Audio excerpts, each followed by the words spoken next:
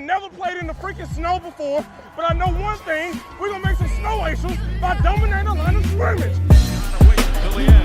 Brunson puts up a three. Bang! Bang! Jalen Brunson hits the three. Keeps it home.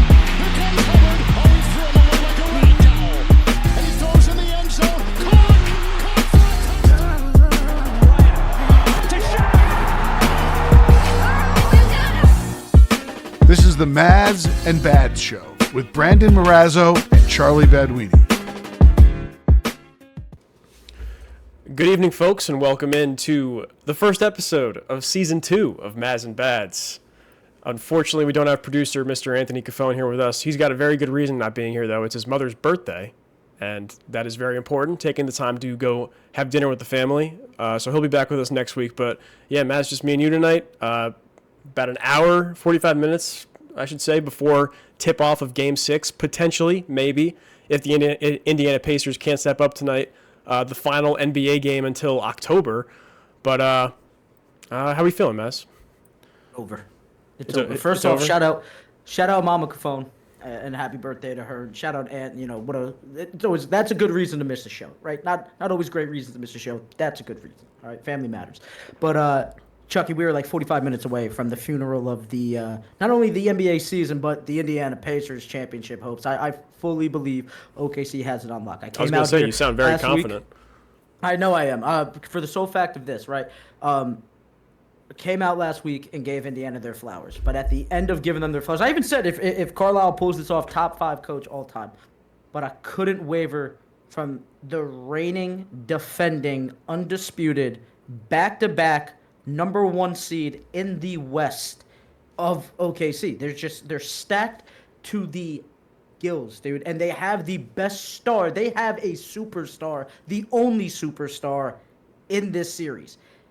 And he's Batman. His Robin ends up stepping up, dropping a 40 ball, outscores him. Like, dude, they're hit firing all over the place. And Mr. Superstar, who I've said I think is a really good player and is just a star, and Tyrese Halliburton, dude, like, where was he? What happened? This is supposed to be the guy. This is going to be the face of the league. The guy's barely the face of the Pacers right now, the way that he just played. Are you kidding me? Now, I expect him to come back with a decent punch, but I think Shea and these guys are they're that good, dude. They lost that first game.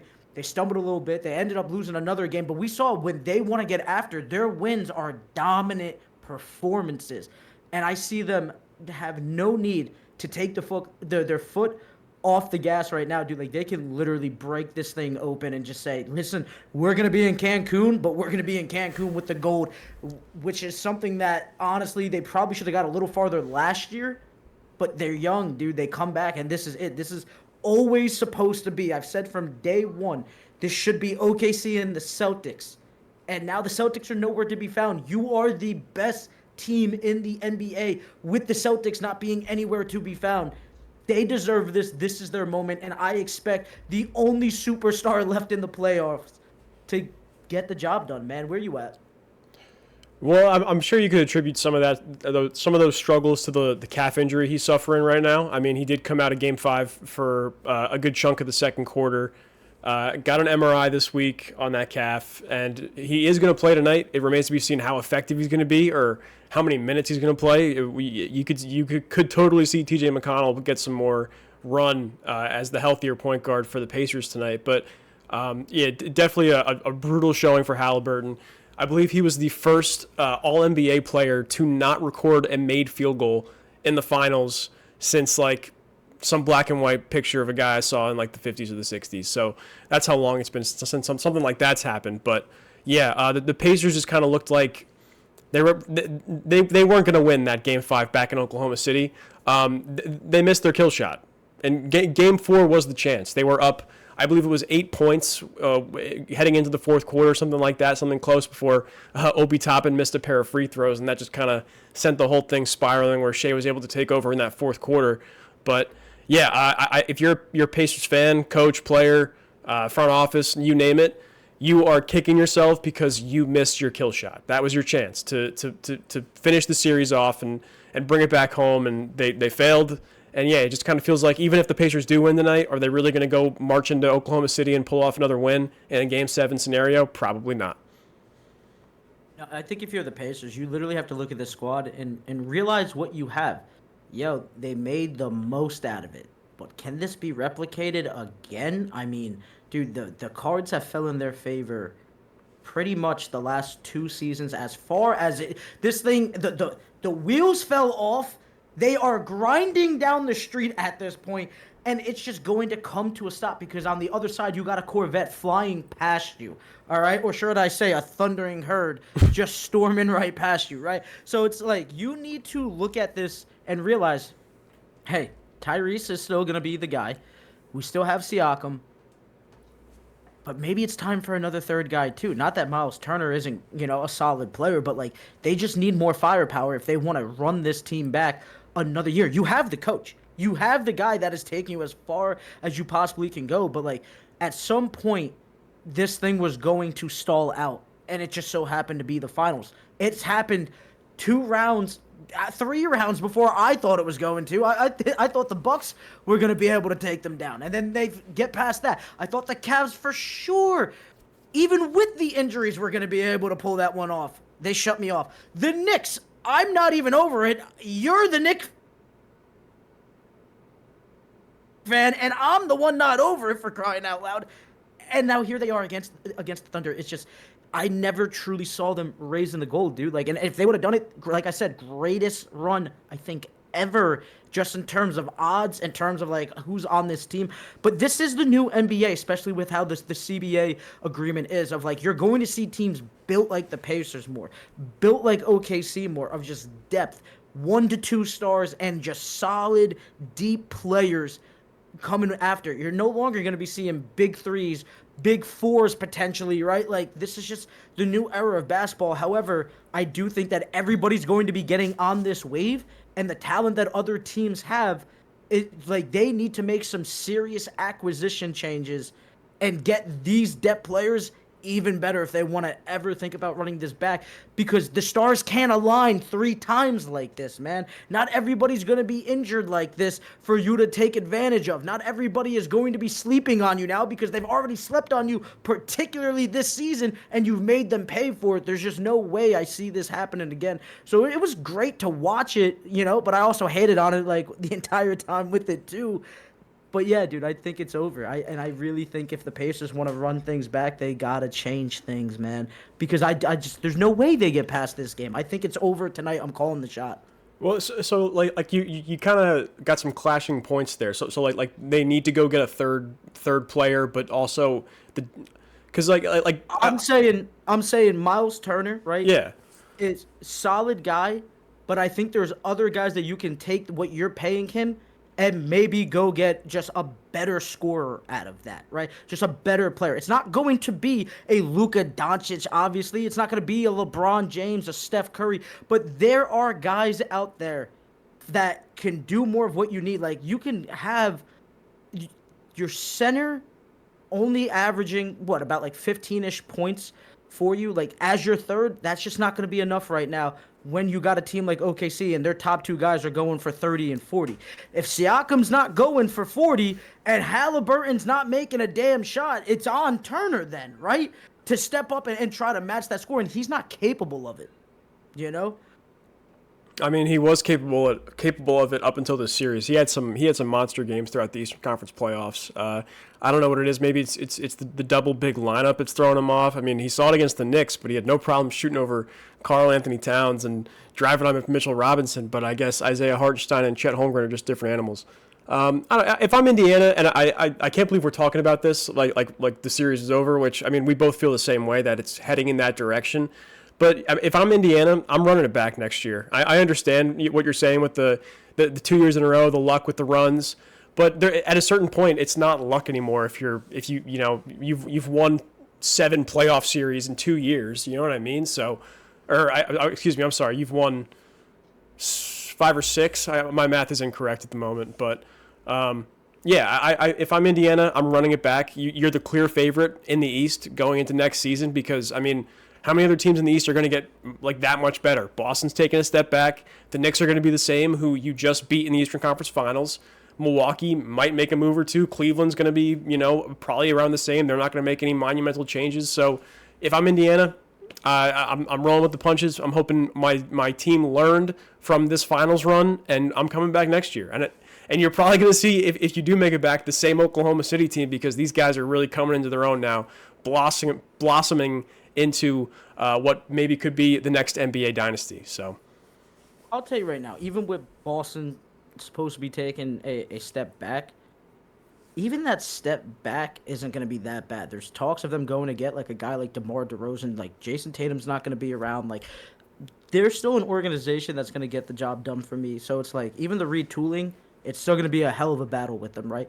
Cleveland literally just faltered from being unhealthy, and these guys aren't known for being banged up like that, right? It's just that like being the number 1 seed over in the East for as long as they have, like it was a long, grueling like season on them, and like to go as hard as they did, like I think you're gonna see them be a little more cerebral and like still trying to get like that number 1 seed, maybe 2 seed, but maybe, hey, we don't need to put our chips on the table to maintain that number 1 seed now. Like we're comfortable in just, running this back and just making sure our guys are ready for the marathon instead of just a long distance sprint where it just seems like they were just going out there every game, just trying to win every single one. Like, maybe we get an extra rest. Maybe we get some of those guys who we saw in the playoffs that we never intended to see in the playoffs a little more time during the season, so that this way our star guys like a Garland, like a Mobley will actually be there when we need them to be, instead of just getting what was it, 2 games against the Pacers is all we really got out of them. Like they never really found their footing, and it was Donovan Mitchell and a bunch of question marks, hovering around, and that's really what it ended up being. And then you got, like, I hate to say this because Lord knows it is such a flip of the coin with whether or not their main center Joel Embiid is going to be healthy, but I do think the 76ers, especially with that high draft pick, is going to be making some noise, somebody that you got to watch out for. And then it's like, what does Milwaukee even do? Are they trading Giannis? Are they going to find a way to bring in something? Like, what's going on here, right? So, like, giant question mark. You have no clue what that is. And then it's just, also, dare I say, I'm kind of interested to see how Toronto ends up being coming into another year. Like they have a lot of young guys. Like we didn't even see Brandon Ingram for them this season, right? So it's like I think there's a lot of things that are going against Indiana in terms of retooling. And let's give flowers to the Knicks, right? Where it's like to go down like that, there's going to be some overhaul this season. We already saw a coach get fired, so like there's going to be a new regime, a new focus on a style of play. So the Knicks that you played last year are not going to, this couple of weeks ago, I should say, right? The Knicks that you just played are not going to be the Knicks that this upcoming season. It's going to be a total same names for the most part, right? Couple of different role players, but like now they're going to be looking to be deep. They're going to be looking to get rotations. You're not going to be able to just run all over them because whoever the hell the Knicks get, that they're going to be focusing on depth. They still have a guy that can pop off for 40 points at a blink of an eye in JB. And then Cat can pop off for 30 when he actually gets going. And I expect his defense to be better this season. I actually think he's going to have a bigger jump on defense than Brunson's going to be, just because it's easier to play big man defense. And I think too many people are going to be calling him out, and he's going to be putting in work, particularly there. So, like, you just look at all these factors lined up, and Indiana's just, it's looking again like a gigantic mountain. Now, I've counted them out a lot of times, but it is what it is. Like, if they shut me up, good for them. But if we were just talking about putting money on this, the odds in the favor, all that, absolutely not. Absolutely. Indiana's not the favorite to represent the East next year. I think the sports books would disagree with you. I think Indiana is the favorite as of right now going into next season. I think another team I think you left out, it was Detroit. They could make a move because, they took the Knicks 6 games, and the Knicks ended up an Eastern Conference finalist. So who's to say what damage they could have done if they hadn't ran into the Knicks in the first round? They could be a sleeper team to make like a Kevin Durant type move or something like that for some sort of offensive punch, because their defense was so good, but their offense was just, hey, Cade, please make some magic for us. So we'll see.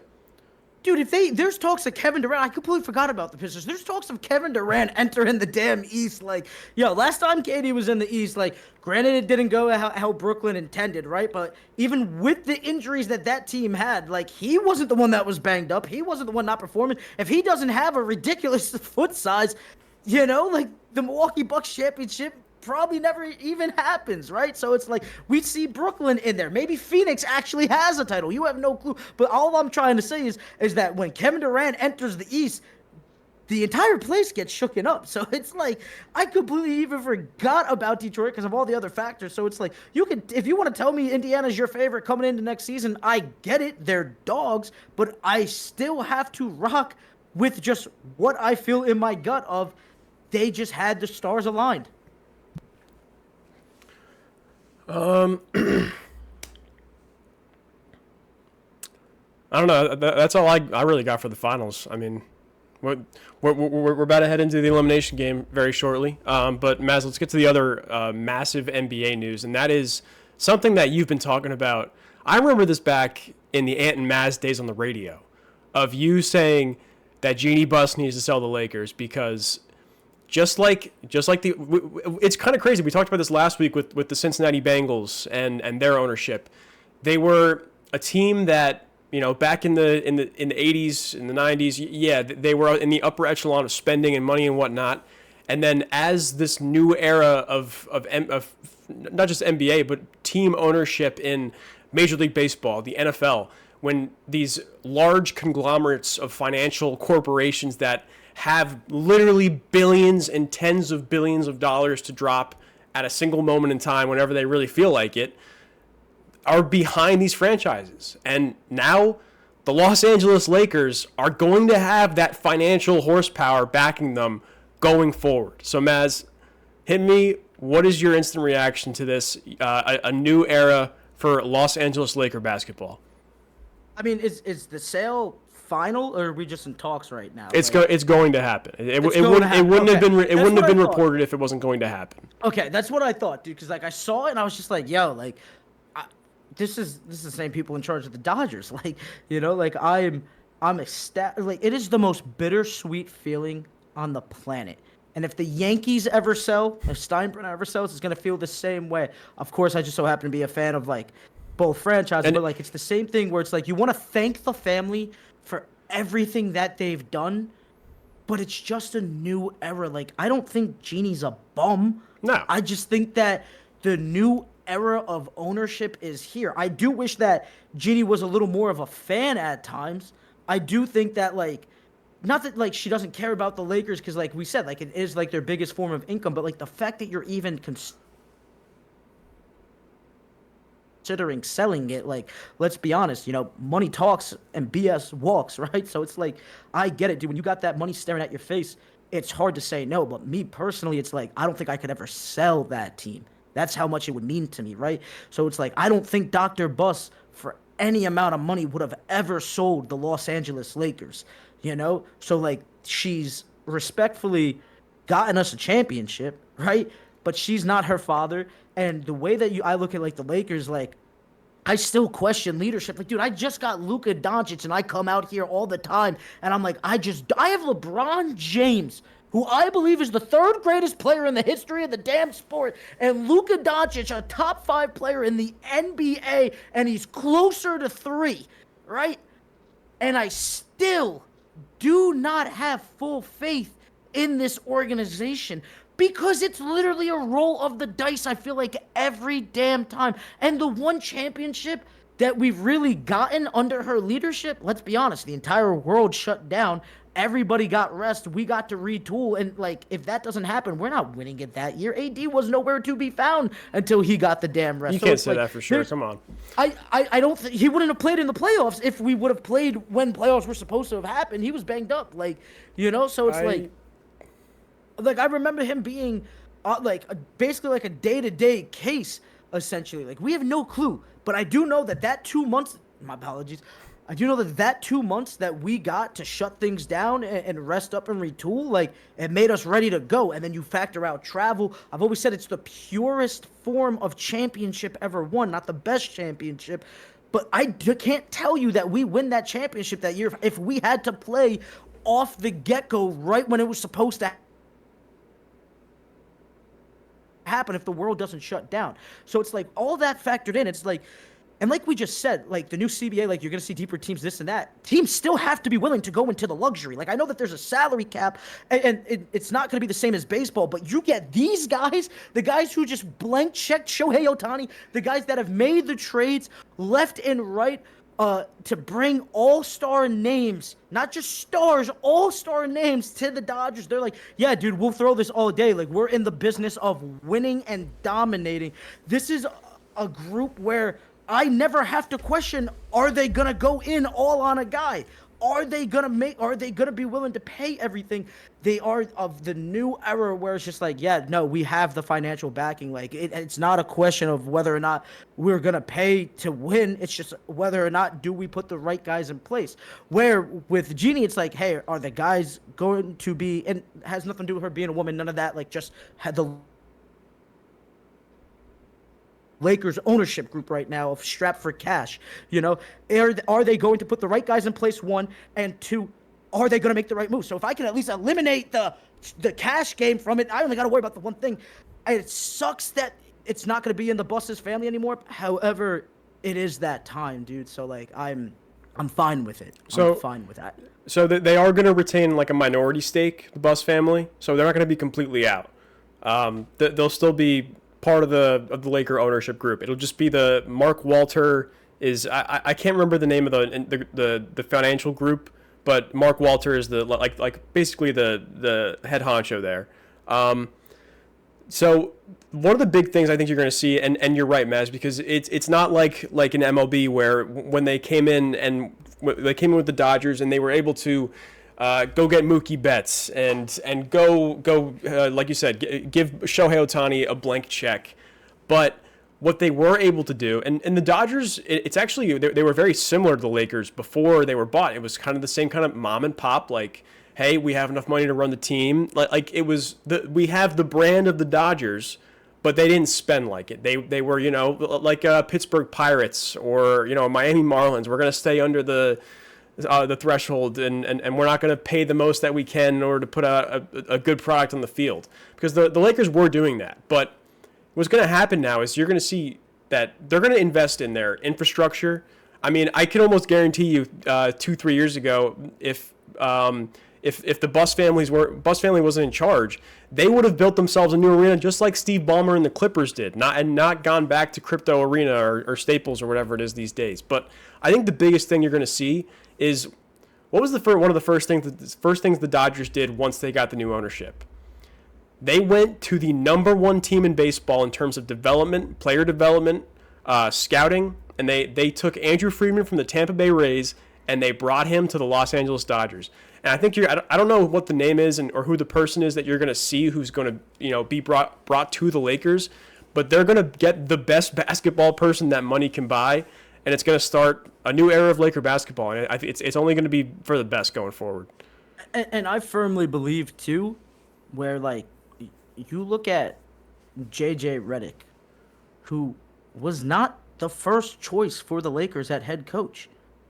I fully believe if this new ownership had been there at that time, they would have thrown something at Dan Hurley that he just couldn't have refused if they truly believed that was their guy. I never plan on losing out on getting my guy ever again if that's who they're targeting, right? There's no longer, hey, we got AD, we got LeBron, we really can't pay anybody else. This team should be built the way that the Boston Celtics are built. Blank, we'll pay it, whatever it is. What is the absolute top of the top threshold that we can spend? You can tax the shit out of us. We do not give a damn. We will pay it. We are here to dominate. This is getting back to Lakers basketball. Let's be honest. The Lakers have not developed anybody outside of Kobe Bryant, and I fully believe Kobe Bryant would have developed in any organization ever because he cared that much. Who else has this organization developed? Nobody. They have been, I've said this countless times. This is going to feel like an old take for anybody that listens to us on our basketball takes, because I've talked about it ad nauseum. The Lakers are successful off of one thing, that is outspending everybody. That is being the financial juggernaut. And I don't know if Jeannie's going to be involved. They're saying that they're going to stay in. She might stay the governor, this and that. I have no clue.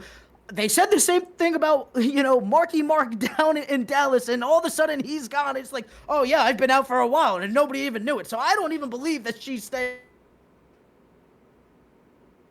with it. Like, it's a new regime, it's a new time, it's a new everything. Like, and the Lakers are going to get back to being the big bad daddy of the checkbook once again, as they should be. Yeah, the Boston Celtics might have one more championship than them, but the Celtics sold for $6.1 billion, and the Los Angeles Lakers just went for 10. So stick that up your ass, Boston. How about that?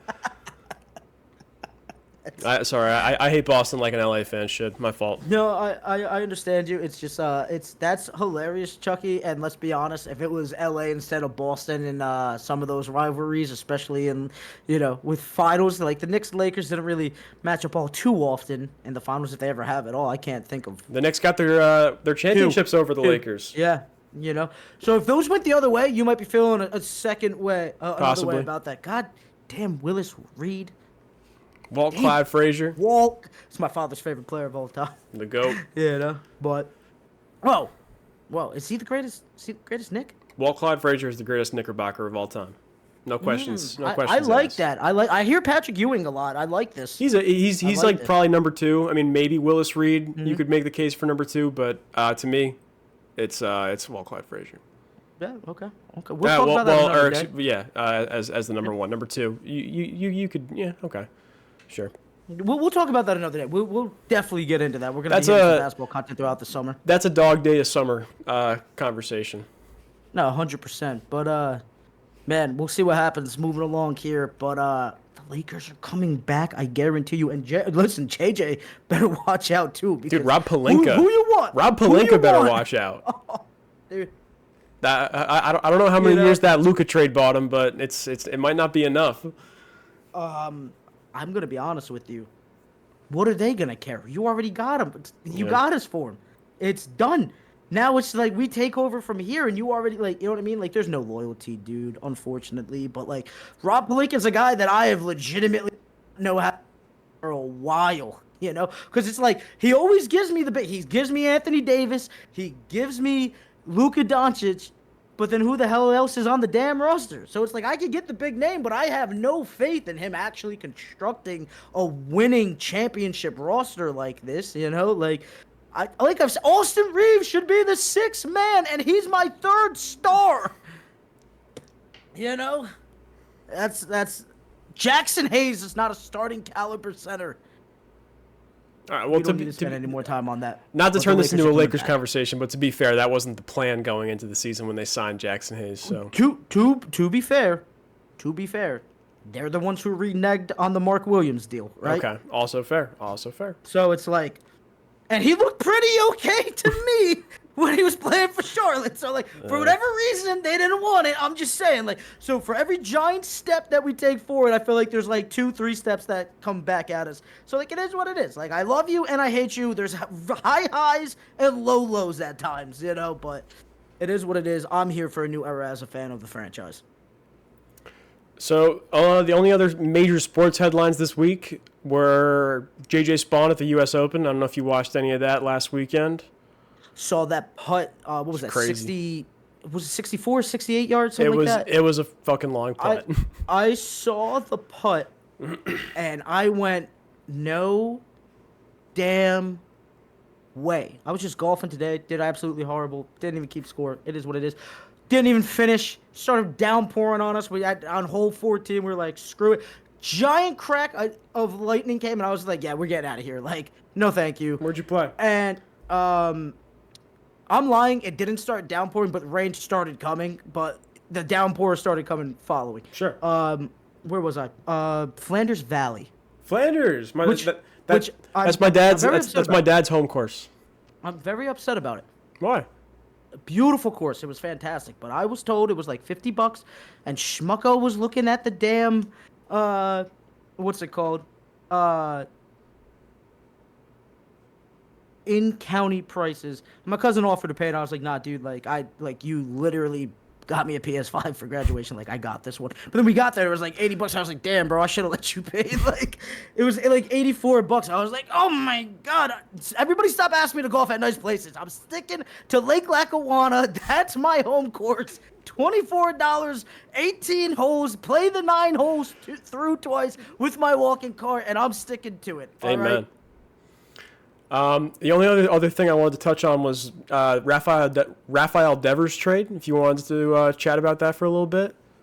They seriously couldn't trade him before they played the Yankees. Like, are you absolutely kidding me? Like, good job, San Fran. Like, guess you got to go out and spend some money because you look up, or I guess look down and you see the Dodgers. It's like, hey, like, we got to make some moves. Like, we lost out on Judge not too long ago. They were get him to come home, right? That doesn't happen. So it's like, I mean, it's a hell of an acquisition, but they still have a while before, like, they're talking the place that they want to be, Yeah, I think the bigger story is just how that relationship deteriorated so fast with the Red Sox, because Devers was the last member of their most recent championship team in 2018, and it went, Mookie Betts gone, Xander Bogaerts, although he hasn't been all that great, gone since leaving. For the Padres, he's not been great. But well, you think about it, the biggest names for Boston, I mean, like, they bring in Trevor Story, like, that's gone fantastic,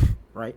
And it's just like, you look at everybody else, Alex Verdugo, no longer there. Like, everybody, everywhere, like, you look, like, every Boston Red Sox guy has been flipped because clearly they're not in the business of winning, like, not to the Boston standard. Like, so it's like, you don't want to waste this guy's career, and that guy doesn't want to like, you took down the Yankees, great, but, like, you ain't going all the way with it, It's like, I could absolutely be seeing Devers being like, dude, what am I doing here? Like, like, this is not the same team that went all the way, nor are we even close to being that. Like, get me the hell out of here, Like, Boston can have some moments, but they are by no means going on a run like Houston, like LA, even the Mets are capable of, the Yankees are capable of. Like, they're not doing that right now. So it's like, I completely get why it flips, because let's be honest, Chucky, we are in the era where loyalty from both sides does not mean what it used to.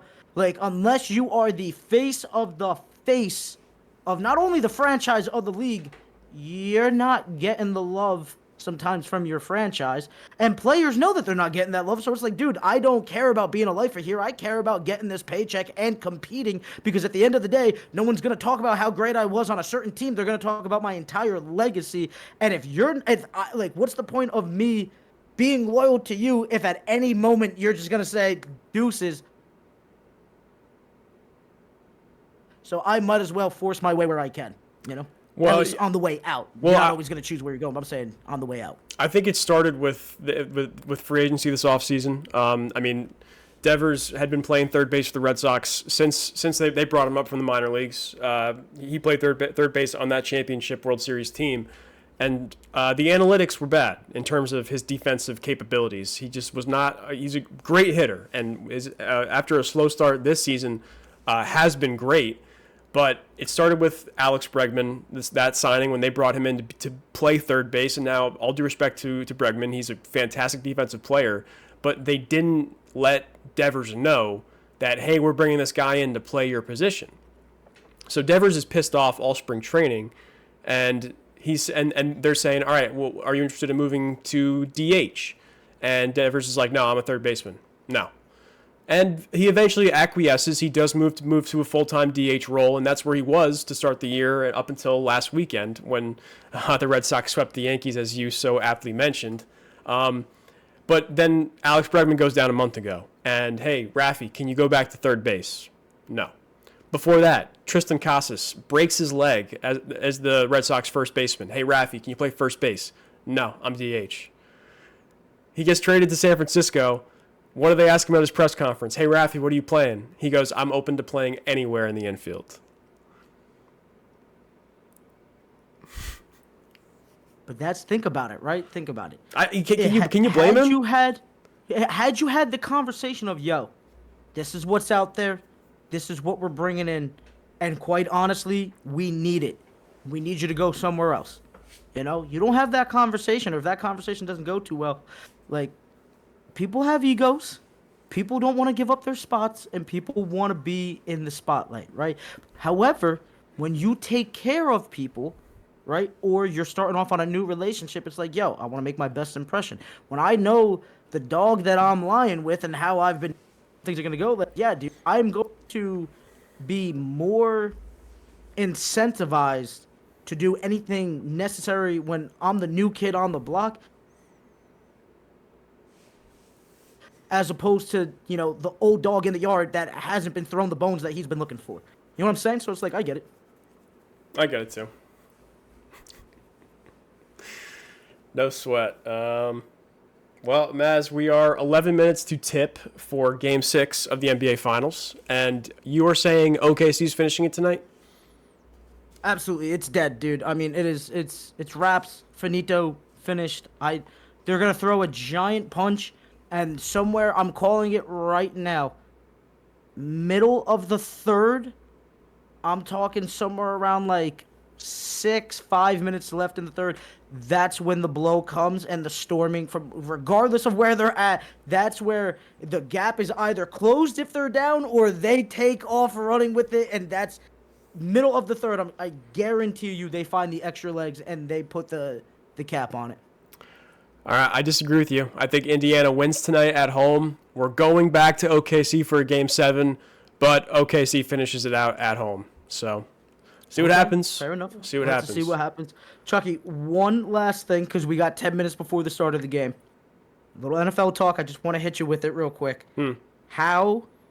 Two things. We'll speed run this real quick. First and foremost, how dangerous are the Ravens right now? Now that they got my apologies, Jazeer Alexander in the building. Guy doesn't play all the games, but when he's out there, good God, is he out there? Yeah, Ant's going to be so pissed at us. We're talking baseball and the Ravens. Are you kidding me? This is like up as well. All right. Yeah, the Ravens have the best defense in the NFL. I think that's not really a hot take or a bold statement. Just from top down, from the secondary to the linebackers to the defensive line, they are just stacked at every position. Like you were when it first happened, we were texting about it. You're like, you're going to have to run the ball on the Ravens because you're not going to be able to throw against them. And it's going to be tough to even run on them because they got so many of those boys up front and those crazy linebackers from Roquan Smith. And Trenton Simpson, I believe, is their other linebacker. But, yeah, just an absolute crazy defense set up for the Ravens. They should be the odds-on favorite in the AFC. Even with Kansas City and Patrick Mahomes always lurking, I like Baltimore to come out of the AFC real early this year. That's my pick. I'm giving it to you in June. I really, it's a hell of a move. I just they always focus on defense. I really would like to see them focus more on offense. Just one time, just focus on offense. I mean, you have arguably the best quarterback in football, arguably. Okay. You have arguably the best running back in football, or at least the top two running back. I mean, receiver room. That's when they focused on it, right? Receiver room is solid. You got DeAndre Hopkins, Zay Flowers, Rashad Bateman. You got Mark Andrews and Isaiah Likely at tight end, and the offensive line is great. This roster is stacked. Yeah. I would have liked a little more wide receiver help, I'm being honest. All right. Just a little more, you know? But hey, I mean, now I'm just nitpicking. Let's just be honest. I mean, we'll see if the Ravens can counter it. And the last thing ever for tonight's episode, back-to-back, we barely ever talk hockey, like barely, but when there's a chip, we got to talk about it. You know, the Panthers have got it done, you know. The last 2 years, is this a dynasty? I'm going to go yeah. Just because, I mean, not only have they've won the last two, but they were also in the Stanley Cup Finals 3 years ago. They lost to I believe it was Colorado that year, the Avalanche. That's the hockey team up there. So yeah, I'm gonna go with yeah. They're a dynasty. For me, I've always said I don't know why I just always thought that 2 out of 3 years, especially back to back, right? You're knocking on the door of it. But you go like 3 and 5 or 4 within 10. you're that dominant, right? So it's like, I think I could call it this. I mean, they are insane. The fact that they even made the trade to bring in to Chuck is insane when you look at what they gave up at the time, and it's just done nothing but pan out. I have a cousin that's a Panthers fan. Between talking with him and Connor Cupid, I've been very much versed on what's going on with the Panthers. Not that I am, the end-all, be-all, but, like, who would have thought the last two hockey dynasties would have came out of Tampa and South Florida? So no income tax down there. All the players want to go to Florida. And they do have, like, this weird thing in, like, the playoffs where, like, they could pay guys that, like, it doesn't, like, you could spend more in the playoffs than what you could during the regular season. It's very weird how they structure it, but, hey, the fans love it, and I'll tell you, nobody knows how to party like the Panthers. And, Chucky, I remember being a fan of a dynasty, and I wish I could get back to those days. I don't know what it's like, so don't ask me. Dude, it's awesome. You're a little cocky. You're looking for the next one, and So- you're never satisfied. Yeah, so actually, let me ask you to clarify that. Are you talking about the early 2000s Lakers, or are you talking about Kobe's 2 and 3 years? Or are you talking about both?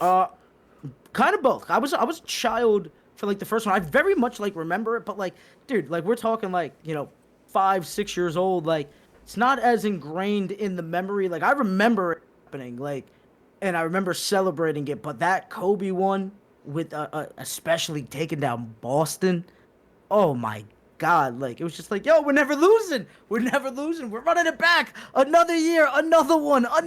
Oh, Steve Nash, Dwight Howard, get over here. Yeah. Dude, that will forever go down as if they could have kept Phil Jackson and not bring in Mike D'Antoni, and I hate hating on a fellow Italian, fellow Latin man, I hate to bring him down, but if anybody almost, especially Phil Jackson, if it was Phil Jackson, probably wins with that damn team. It was just it was just terrible. I looked at that and I was like, oh my God, we're never losing, and it was the biggest pile of crap. And I still don't even know who I fully blame. Dwight, you kind of made up for it coming back during the bubble year and helping be a part of that core. Kobe, you done too much for us for me to ever hate on you. Steve Nash, I wish we got you a little younger. Chris Paul should have been there in your Didn't he get place hurt to begin that with. year, Nash, right? I'm pretty sure. And, like, it was just not fantastic. I'm pretty sure Kobe tore the Achilles the year before, too, if I'm not mistaken. I don't know. I think it was the end of that first season, wasn't Are you it? sure? Because I thought we put that together like 2012, 2013-ish. I don't have my exact dates lined up. I gotta line that up. Someone fact check me on that one. But good God, Chucky, it felt like you were never going down. It just felt like you were cruising. It's like how it's the closest thing I could think to it is how Patriots fans felt with Tom Brady. Of just, there's always a chance. We're the greatest thing going on in the sport. But, dude, winning's fun. But chasing winning might be even more fun. So we'll see what happens. We'll see what happens. We'll see if the Oklahoma City Thunder can chase that tonight. But that's going to do it for us for now. That's the first episode of Season 2 of the Mazz and Bad Show. Hopefully next week we'll have you back with the full crew. I say full crew. We're just missing Ant. We miss you, Ant. We love you. Love that overlay. Might have a new overlay next week. We'll see. You never know. I need a haircut. Maybe I'll have a haircut next week. We'll see what happens. But check us out on TikTok, Instagram, Spotify, Apple Music, wherever you get your podcasts. You can probably find us, Mazz and Bad Show. We'll talk to you next week. You have been listening to the Mazz and Bad Show with Brandon Marrazzo and Charlie Baduini.